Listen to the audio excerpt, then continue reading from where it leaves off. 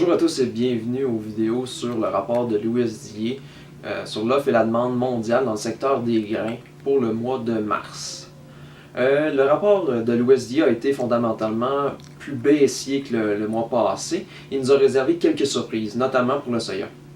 Pour les estimations du soya, non seulement les exportations n'ont pas reflété le rythme rapide des ventes aux États-Unis jusqu'à présent, mais elles ont diminué de 25 millions de boisseaux en raison de la forte récolte brésilienne et argentine. Au CIM, on est un peu sceptique de ces données-là, étant donné justement que les exportations américaines demeurent relativement élevées et que les monnaies brésiliennes et argentines sont relativement fortes par rapport à l'année dernière. La trituration s'intensifie de 10 millions de boisseaux, mais les inventaires, eux, s'emplissent de 15 millions de boisseaux. La fourchette de prix se resserre et le prix médian s'élève à environ 10 sous US le boisseau, à 9,60 $ US le boisseau.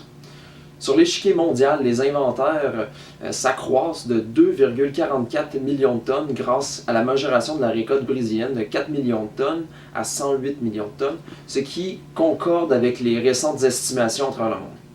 Les importations chinoises, eux, ont fait un bond de 1 million de tonnes pour se retrouver à 87 millions de tonnes.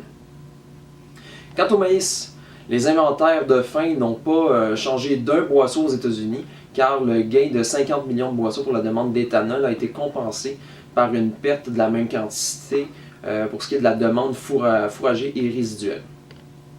À l'international, les stocks ont été redressés de 3,12 millions de tonnes, car la croissance de la production de 9,03 millions de tonnes n'a pas été entièrement absorbée par la montée de la demande de 6,4 millions de tonnes.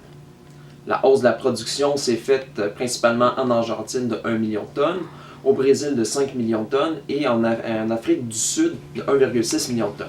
Finalement, le portrait du blé aux États-Unis est pratiquement identique à celui du mois passé, si ce n'est d'un repli des importations de 10 millions de boisseaux et par conséquent les inventaires également du même montant.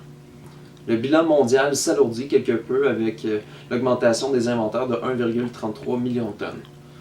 Les récoltes ont progressé de 1 million de tonnes en Argentine et de 2 millions de tonnes en Australie, tandis que les exportations de ces deux pays ont cru de 1,2 et de 1 million de tonnes respectivement.